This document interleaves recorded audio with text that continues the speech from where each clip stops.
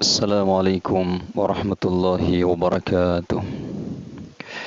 Innal hamdalillah nahmaduhu wa nasta'inuhu wa nastaghfiruh wa na'udzu billahi min shururi anfusina wa min sayyiati a'malina. Asyhadu an la ilaha illallah wahdahu la syarika lah wa asyhadu anna Muhammadan abduhu wa rasul. Allahumma salli ala Muhammad wa ala ali Muhammad kama sallaita ala Ibrahim wa ala ali Ibrahim wa barik ala Muhammad wa ala ali Muhammad kama barakta ala Ibrahim wa ala ali Ibrahim innaka Hamidum Majid.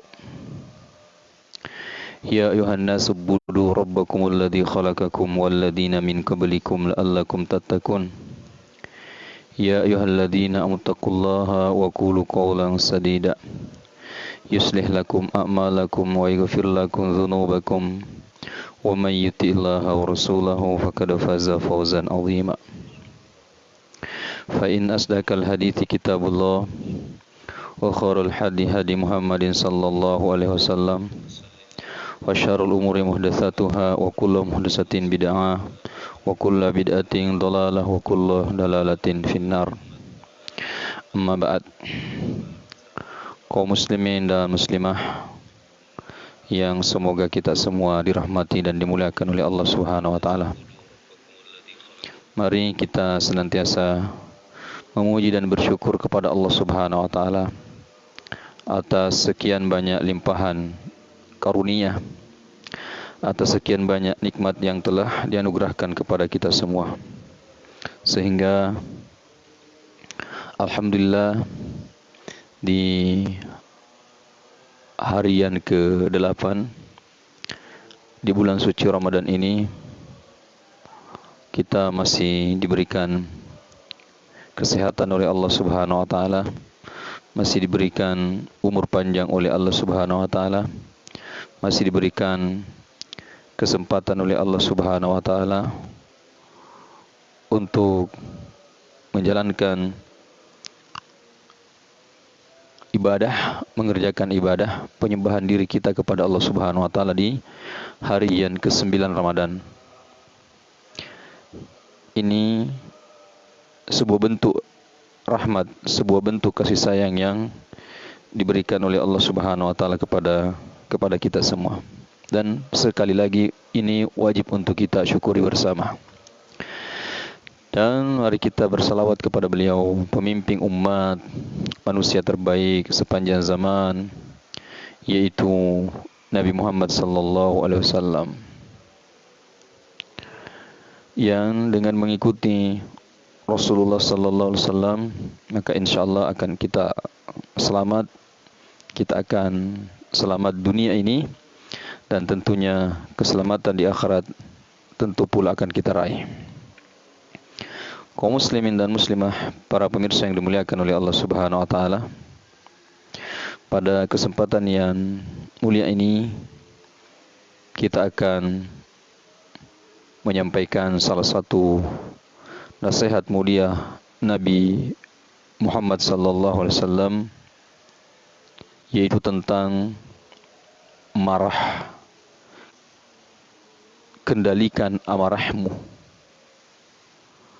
Ini penting untuk kita sampaikan, untuk kita ulangi kembali, karena kita sebagai manusia terkadang tidak mampu mengendalikan amarah kita. Terkadang kita lepas kontrol ketika kita marah. Seorang yang beriman, seorang yang soleh, penuntut ilmu, terkadang ketika dia marah itu lepas kendali. Ketika dia marah, dia lepas kontrol. Makanya penting untuk kita kembali mengkaji dan mengulang masalah ini, yaitu tentang nasihat mulia Rasulullah sallallahu alaihi wasallam tentang mengendalikan amarah. Para pemirsa yang dimuliakan oleh Allah Subhanahu wa taala, Yang pertama, yang ingin kita ketahui bersama, apakah itu marah? Apakah yang dimaksud dengan marah? Secara bahasa, marah itu mempunyai beberapa makna. Ya, jadi secara bahasa, marah itu memiliki beberapa makna, di antaranya yaitu tidak meridai sesuatu.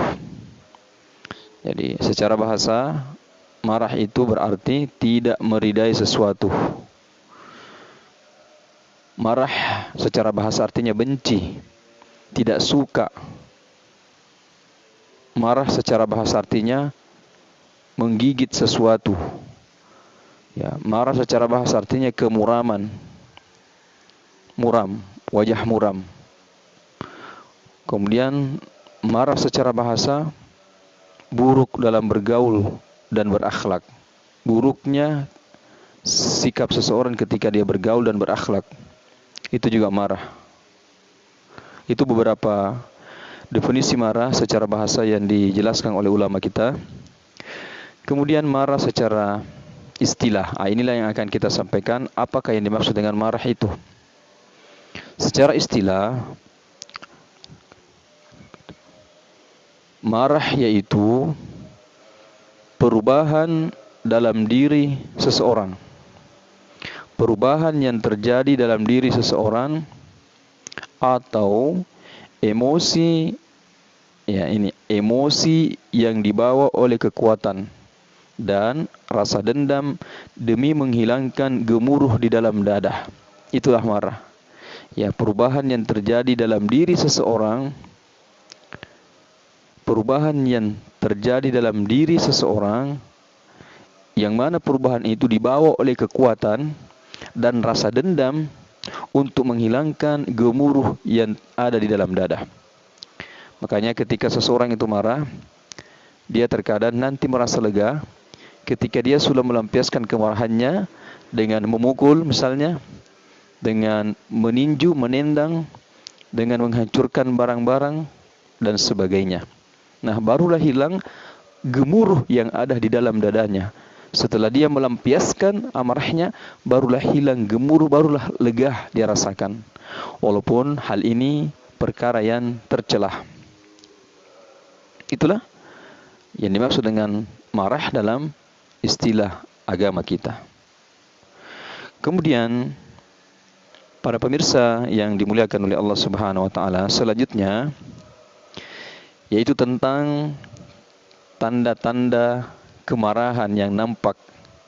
Tanda-tanda kemarahan yang terjadi pada seseorang yang bisa kita lihat secara lahiriah. Ya, yang bisa kita lihat secara zahir.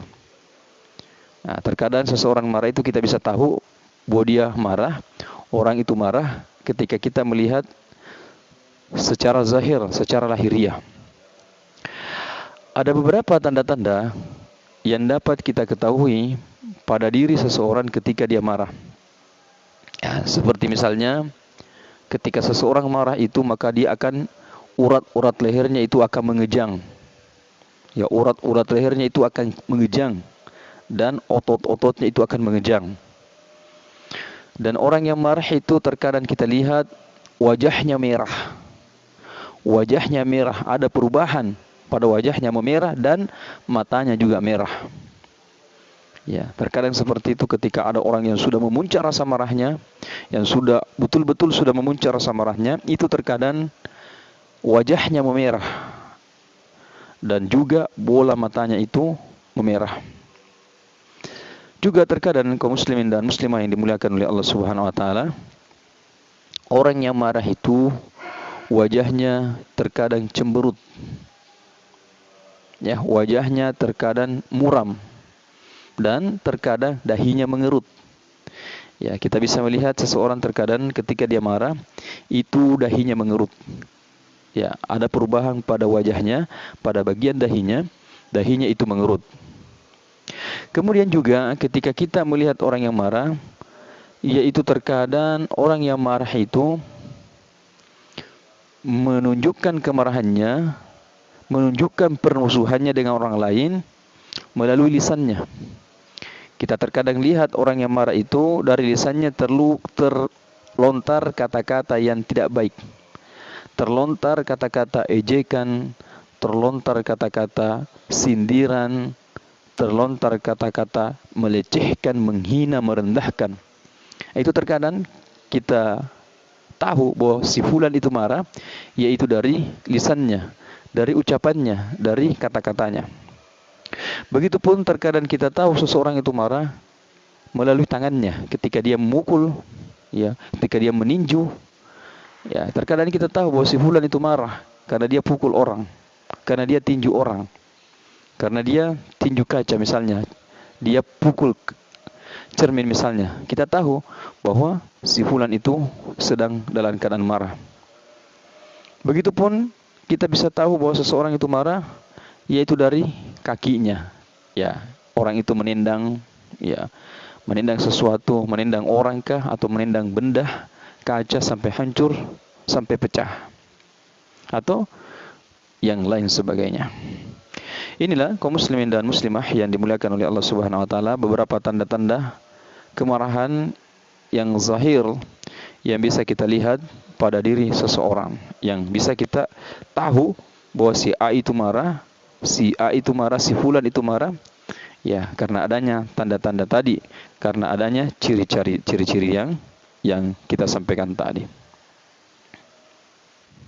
Kemudian yang perlu kita pahami, dalam Islam ini marah itu terbagi dua. Jadi ternyata tidak semuanya marah itu tercela, makanya dikatakan kendalikan amarahmu, bukan menghilangkan amarah. Karena terkadang di suatu saat marah itu dibutuhkan. Ya, makanya dikatakan kendalikan, kontrol marahmu. Jadi secara umum dalam agama Islam yang mulia ini, marah itu terbagi dua. Ada marah yang terpuji dan ada marah yang tercelah. Jadi ada marah yang dibolehkan dan ada marah yang tidak dibolehkan. Marah yang terpuji, marah yang dibenarkan, marah yang diridhoi oleh Allah Subhanahu wa taala, yaitu ketika rasa marah ini dilakukan dalam rangka membela diri. Ya. Ada orang yang menyerang kita, ada orang yang ingin menyakiti kita, maka tentu kita tidak tinggal diam. Tentu kita melakukan perlawanan. Tentu kita melakukan pembelaan. Perlawanan dan pembelaan yang kita lakukan itu karena kita marah, karena kita zalimi misalnya. Kemudian juga marah yang dilakukan dalam rangka membela kehormatan kita, membela harta kita, membela agama kita. Ya, itu boleh.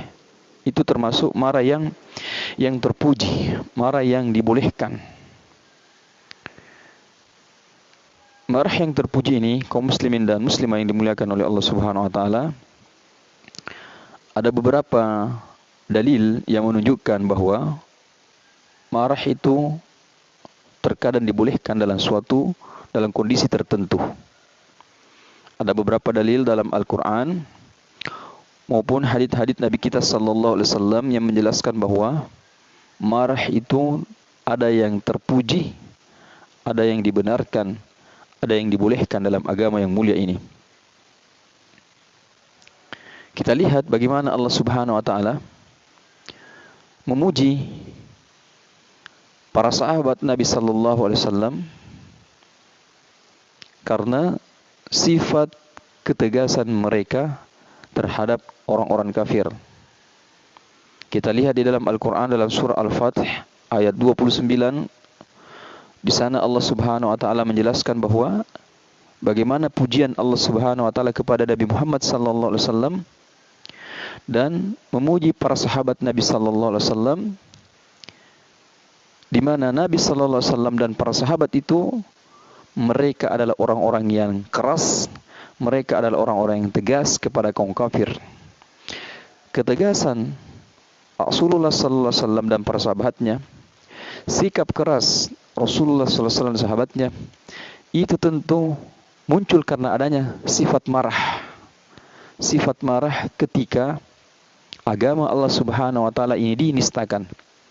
Ketika agama Allah Subhanahu wa taala ini direndahkan, ketika agama Allah Subhanahu wa taala ini dilecehkan, maka muncullah kemarahan pada Rasulullah, kemarahan pada sahabat yang membuat mereka bersikap tegas dan keras terhadap kaum-kaum kafir. Kita lihat firman Allah Subhanahu wa taala, Muhammadur Rasulullah walladzina ma'ahu asyadda 'alal kufar. Asyiddahu 'alal kufar. Jadi Muhammadur Rasulullah walladzina ma'ahu asyiddahu 'alal kufar. Bahwa Nabi Muhammad itu adalah utusan Allah dan orang-orang yang bersamanya adalah keras terhadap orang-orang kafir. Jadi sungguh sangat jelas bagaimana karakter Rasulullah sallallahu alaihi wasallam dalam ayat yang mulia ini, bahwa Muhammadur Rasulullah walladzina ma'ahu asyiddahu 'alal kuffar. Bahwa Nabi Muhammad sallallahu alaihi wasallam itu adalah utusan Allah dan orang-orang yang bersamanya, orang-orang yang bersama dengan Rasulullah, yaitu para sahabat, bagaimana mereka? Mereka itu asyidda'u, mereka itu keras. Kepada siapa? Kepada orang-orang kafir. Tegas, keras terhadap bentuk-bentuk kekafiran. Kaum muslimin dan muslimah yang dimuliakan oleh Allah Subhanahu wa taala, perlu kita pahami bahwa sikap keras yang ada pada diri Rasulullah dan yang ada pada sahabat Rasulullah sallallahu alaihi wasallam terhadap kaum kafir tidaklah terjadi melainkan karena kecemburuan dan marah. Jadi sikap keras, ketegasan sikap Rasulullah sallallahu alaihi wasallam dan para sahabatnya terhadap kaum kafir ataupun bentuk-bentuk kekafiran tidaklah terjadi melainkan karena kecemburuan dan marah. Inilah yang melatar belakangi. Inilah yang menyebabkan sehingga Nabi kita sallallahu alaihi wasallam keras dan tegas terhadap orang kafir karena adanya sikap kecemburuan dan rasa marah pada Rasulullah dan para sahabatnya.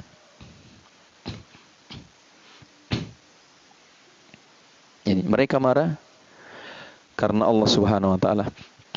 Mereka marah bukan karena hawa nafsunya. Mereka marah bukan karena hawa nafsunya.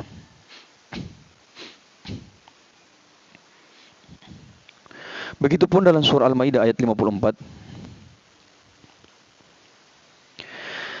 di mana Allah Subhanahu wa taala menjelaskan kepada kita bagaimana sikap ketegasan Rasulullah sallallahu alaihi wasallam terhadap orang-orang kafir.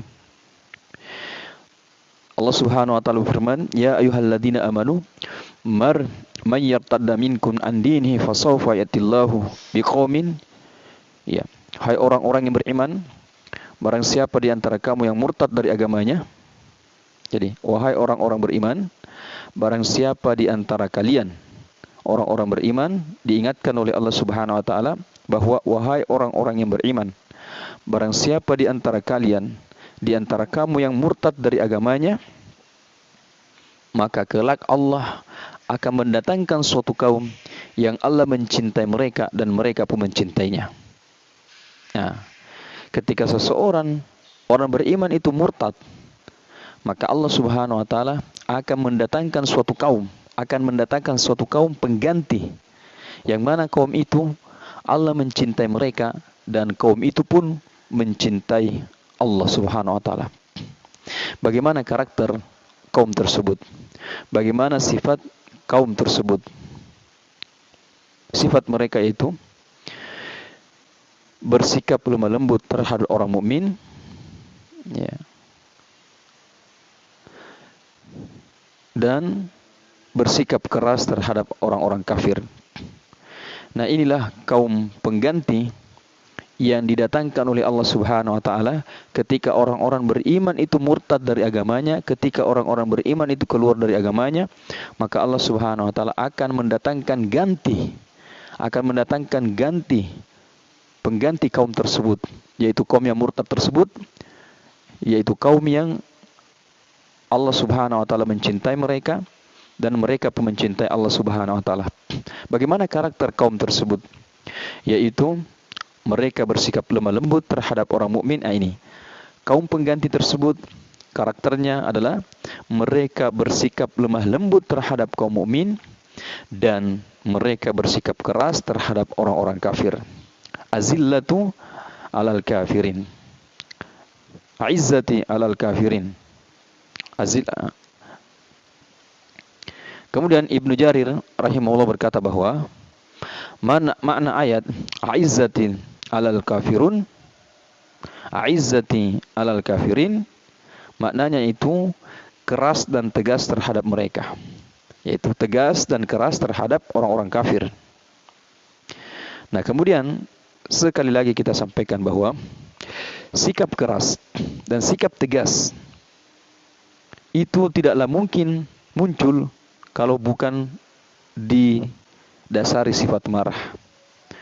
Seseorang tidak mungkin bisa bersikap tegas, seseorang tidak mungkin bisa bersikap keras kalau seseorang itu tidak marah. Dengan kata lain, sifat marah inilah yang mendorong seseorang itu berlaku keras dan berlaku tegas. Kemudian kita lihat lagi dalam surah At-Taubah ayat 73. Ya, juga dalam surah At-Tahrim, ya ayuhan nabiyyu jahidil kuffara wal munafiqin waghluz alaihim wa ma'wahum jahannam wa bi'sal masir. Dalam surah Taubah ayat 73 dan ayat semakna juga terdapat dalam surah At-Tahrim. Ya ayuhan nabi, wahai nabi. Nah, ini nabi Allah Subhanahu wa taala langsung menyuruh kepada nabinya dan juga tentu berlaku kepada kita umat pengikut-pengikut Nabi sallallahu alaihi wasallam. Ya ayuhan nabi jahidil kuffara wal munafikin. Berjihadlah melawan orang-orang kafir dan orang-orang munafik. Ya, perangilah orang-orang kafir dan orang-orang munafik. Waghluz alaihim, dan bersikap keraslah terhadap mereka. Jadi Nabi sallallahu alaihi wasallam diperintahkan oleh Allah Subhanahu wa taala berjihad terhadap orang-orang kafir dan orang-orang munafik. Kemudian setelah itu Allah Subhanahu wa taala memerintahkan kepada Rasulullah untuk bersikap keras terhadap orang-orang kafir dan orang-orang munafik. Waghluz alaihim, dan bersikap keraslah terhadap mereka. Wa ma'wahum jahannam wa bi'sal masir, tempat mereka yaitu orang-orang kafir dan orang-orang munafik adalah neraka jahanam, dan itulah seburuk-buruk tempat kembali bagi mereka yaitu orang-orang kafir dan orang-orang munafik. Kemudian kita ulangi kembali kaum muslimin dan muslimah yang dimuliakan oleh Allah Subhanahu wa taala bahwa ketegasan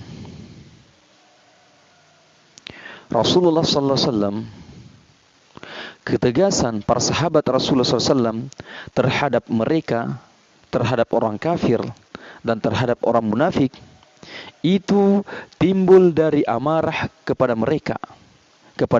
Itu timbul karena marahnya Rasulullah kepada mereka. Kenapa Rasulullah SAW marah kepada orang-orang kafir? Yaitu karena kekufuran mereka. Kenapa Rasulullah SAW marah terhadap orang-orang munafik? Yaitu karena kemunafikan mereka yang mengakibatkan rintangan bagi agama Allah Subhanahu wa taala dan mengharapkan agama tersebut menjadi menyimpang. Jadi Rasulullah SAW diperintahkan oleh Allah Subhanahu wa taala bersikap tegas, bersikap keras. Itu sekali lagi sikap keras dan tegas timbul karena adanya marah kepada bentuk kekufuran, karena marahnya Rasulullah terhadap bentuk kemunafikan. Kenapa Rasulullah marah kepada kekufuran? Kenapa Rasulullah SAW marah kepada kemunafikan? Karena mereka itulah yang mengakibatkan rintangan-rintangan, halangan-halangan bagi agama Allah Subhanahu wa taala. Mereka lah yang menghalang-halangi dakwah. Mereka lah yang menghalang-halangi kebaikan. Mereka lah yang menjadi pelopor kemaksiatan yang menghalang-halangi tegaknya agama Allah Subhanahu wa taala di atas permukaan bumi ini. Makanya Rasulullah SAW marah, dan dari marahnya itu Rasulullah SAW bersikap tegas, bersikap keras terhadap mereka. Kemudian kita lihat juga bagaimana amarah yang terpuji. Kalau tadi itu dalil dari Al-Quran bahwa ada amarah yang terpuji, kemudian kita lihat dari Rasulullah SAW, hadis Rasulullah SAW Dalam sifat Nabi sallallahu alaihi wasallam diterangkan bahwa tidaklah Rasulullah sallallahu alaihi wasallam dihadapkan kepada dua pilihan. Jadi ketika Rasulullah sallallahu alaihi wasallam dihadapkan kepada dua pilihan, maka Rasulullah sallallahu alaihi wasallam Rasulullah sallallahu alaihi wasallam memilih yang paling mudah di antara keduanya selama tidak merupakan dosa. Nah, ini juga sifat Rasulullah. Ketika dihadapkan kepada beliau dua pilihan, kemudian kedua pilihan ini tidak mengandung dosa, tidak mengansur unsur-unsur dosa, tidak ada dosa di dalamnya, maka beliau Rasulullah SAW memilih yang paling mudah di antara keduanya. Ya, beliau memilih yang paling mudah di antara keduanya. Sebaliknya, namun bila sesuatu itu dosa, beliau adalah orang yang paling menjauh darinya. Dan ketika itu merupakan suatu dosa, maka beliaulah yang paling menjauh darinya. Dan tidaklah beliau membalas karena dirinya kecuali kehormatan Allah Subhanahu wa taala dilanggar, maka beliau marah karenanya. Ya? Tidaklah beliau membalas karena dirinya kecuali kehormatan Allah Subhanahu wa taala dilanggar, maka beliau marah karenanya. Artinya ketika pribadi Rasul dihina, dilecehkan, diejek, Rasulullah tidak marah. Tidak marah Rasulullah. Tetapi ketika kehormatan Allah Subhanahu wa taala dilanggar, dihina, dilecehkan, maka beliau akan marah. Nah, ini membuktikan bahwa Rasulullah SAW itu marah. Dan marah semacam ini adalah marah yang terpuji, marah yang dibolehkan ketika ada aturan Allah, agama Allah, hukum Allah, syariat Allah, syiar-syiar Islam, syiar-syiar Allah yang dilecehkan, yang dinistakan, yang dihinakan, maka pada kondisi tersebut seseorang boleh marah. Seseorang boleh marah, dan marah itu adalah marah yang terpuji, marah yang dibolehkan dalam agama kita. Nah, kalau Rasulullah tidak marah dirinya dipuji, itu wajar. Tetapi kalau Rasulullah ada yang menghina di zaman sekarang, ada yang melecehkan di zaman sekarang, melecehkan kehormatan kemuliaan Rasulullah, maka kita umat Rasulullah sallallahu alaihi wasallam marah, harus marah. Ini setidaknya satu dalil dalam hadits Rasulullah sallallahu alaihi wasallam yang menjelaskan bahwa ada marah yang terpuji, ada marah yang dibolehkan. Ya, sebagaimana yang telah kita sampaikan di awal tadi, yaitu ketika marah dalam rangka membela diri, membela kehormatan, membela harta kita, ya, membela agama kita lebih penting lagi, dan membela hak-hak umum, atau untuk menolong orang yang dizalimi, maka pada saat kondisi seperti ini seseorang boleh marah, dan marah ini adalah marah yang terpuji, marah yang dipuji dan dibolehkan dalam agama Islam. Kemudian yang kedua, marah yang tercelah, marah yang tidak dibenarkan dalam agama kita. Nah, marah yang tercela adalah marah sebagai tindakan balas dendam demi dirinya sendiri. Jadi seseorang marah karena ingin balas dendam. Seseorang marah karena ingin balas dendam demi untuk kepentingan dirinya sendiri. Demi untuk kepentingan dirinya sendiri. Ya, kita lihat marah seperti ini banyak sekali kabar, banyak sekali riwayat dari Rasulullah SAW tentang hal ini. Kita lihat dalam sebuah hadits dari Abu Hurairah radhiyallahu anhu bahwa Rasulullah SAW bersabda bahwa orang yang kuat bukanlah orang yang kuat bergulat. Jadi Rasulullah SAW mengatakan bahwa laisa syadidu bisuratih. Orang yang kuat bukanlah dengan bergulat. Akan tetapi kata Rasulullah, orang yang kuat ialah orang yang mampu mengendalikan dirinya ketika marah. Jadi bukan menghilangkan marah, tetapi orang yang mampu mengendalikan dirinya ketika dia marah. Orang yang mampu mengendalikan dirinya ketika dia emosi. Ini harus betul-betul diperhatikan sabda Rasulullah sallallahu alaihi wasallam bahwa orang yang kuat bukanlah orang yang mampu mengalahkan musuhnya ketika dia bergulat atau berkelahi. Bukan itu orang yang kuat kata Rasulullah. Akan tetapi orang yang kuat adalah orang yang mampu mengalahkan dirinya ketika marah, mampu mengalahkan dirinya, mampu mengendalikan dirinya ketika dia marah.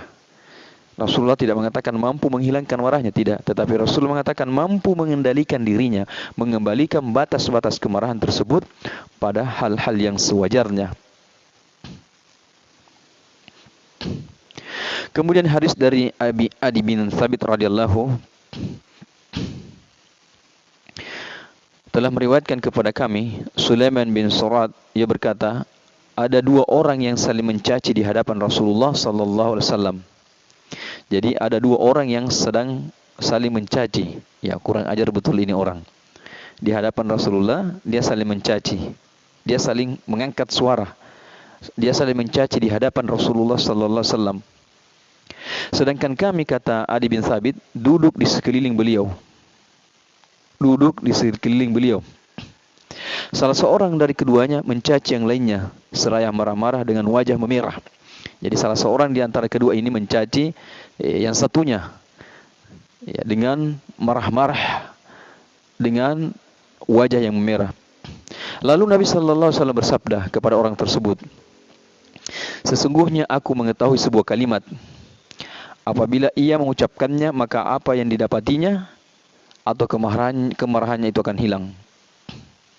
Jadi kata Rasulullah, sesungguhnya aku mengetahui suatu kalimat.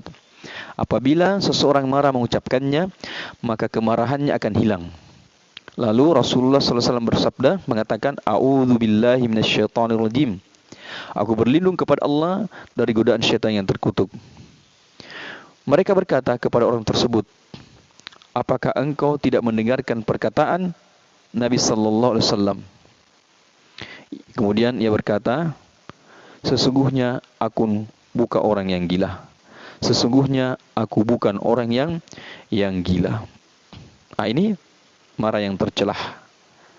Marah yang tidak dibenarkan dalam agama, yaitu saling mencaci, saling menghina, saling merendahkan antara yang satu dan yang lainnya. Makanya Rasulullah SAW mengajarkan suatu bacaan kepada orang tersebut dan juga berlaku kepada kita umatnya ketika marah, yaitu dengan mengucapkan a'udzubillahi minasyaitonirrajim. Kemudian hadis selanjutnya, hadis dari Abu Hurairah radhiyallahu anhu. Dari Abu Hurairah radhiyallahu anhu bahwasanya ada seseorang berkata kepada Nabi sallallahu alaihi wasallam. Jadi ada seseorang datang kepada Rasulullah sallallahu alaihi wasallam dan berkata kepada Rasulullah, "Wahai Rasulullah, berikanlah nasihat kepadaku." Jadi orang ini langsung datang kepada Rasulullah, meminta Rasulullah memberikan nasihat kepadanya. Nasihatilah aku wahai Rasulullah. Maka Rasulullah mengatakan, janganlah engkau marah. Ini hadis la taghdab, ya, hadis yang populer. Janganlah engkau marah. Kemudian orang itu mengulanginya lagi, ya Rasulullah, nasihati saya. Orang itu belum merasa cukup dengan nasihat tersebut. Maka dia meminta kembali agar Rasulullah SAW memberikan nasihat kepadanya. Maka tetap Rasul mengatakan, janganlah engkau marah. Berkali-kali seperti itu. Beliau tetap mengatakan, janganlah engkau marah, janganlah engkau marah, janganlah engkau marah. Artinya di sini marah yang tercela. Itu yang dimaksud oleh Rasulullah sallallahu alaihi wasallam. Kemudian diketahui pula bahwa apabila Umar radhiyallahu anhu berkhutbah, ia berkata dalam khutbahnya, jadi Umar bin Khattab itu ketika dia berkhutbah, maka dia mengatakan bahwa orang yang beruntung di antara kalian adalah orang yang terjaga dari ketamakan, hawa nafsu dan amarah. Jadi ada 3, kata Umar bin Khattab, merupakan sifat orang beruntung. Orang yang beruntung di antara kalian, orang yang beruntung di antara kalian adalah siapa itu? Orang yang terjaga dari ketamakan, orang yang tidak rakus, orang yang tidak tamak, itu orang yang beruntung. Kemudian orang yang terjaga dari hawa nafsunya, dan orang yang terjaga dari amarahnya. Ini 3. Begitupun dikatakan kepada Abdullah ibnu Mubarak. Jadi dikatakan kepada Abdullah bin Ibnul Mubarak, sebutkanlah kepada kami secara menyeluruh dalam satu kalimat tentang akhlak yang baik. Ya, sebutkanlah kepada kami secara menyeluruh dalam satu kalimat saja tentang akhlak yang baik. Maka Abdullah bin Ibnul Mubarak mengatakan, meninggalkan amarah. Meninggalkan amarah, itulah hakikat marah dalam Islam. Meninggalkan amarah artinya mengendalikan amarah tersebut. Menempatkan amarah tersebut pada posisi yang sebenarnya. Nah, ini kaum muslimin dan muslimah, beberapa dalil yang menjelaskan tentang tercelahnya sifat marah tersebut.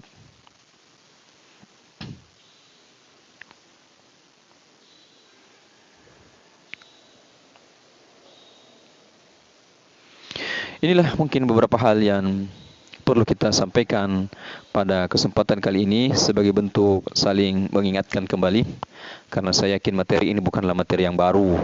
Materi ini hanyalah sifatnya murajaah, sifatnya pengulangan, penyegaran saja.